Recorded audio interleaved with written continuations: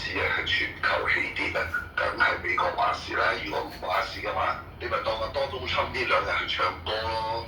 阿媽媽點解同阿多都侵同美國佬玩過啊嘛？踩到痕啊！係咪？第二啲國家死啫，你香港有大灣區同埋有成個中國腹地13億人口頂住啊！阿董開始第一日已經咁樣講㗎啦，講足20幾年啦，係咪啊，馮生？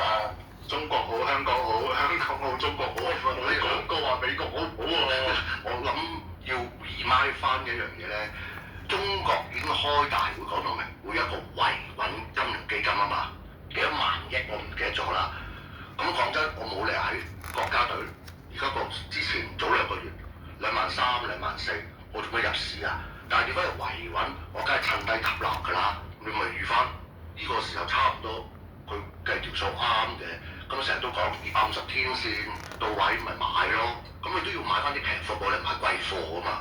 我絕對相信佢會入市喎，阿唐生。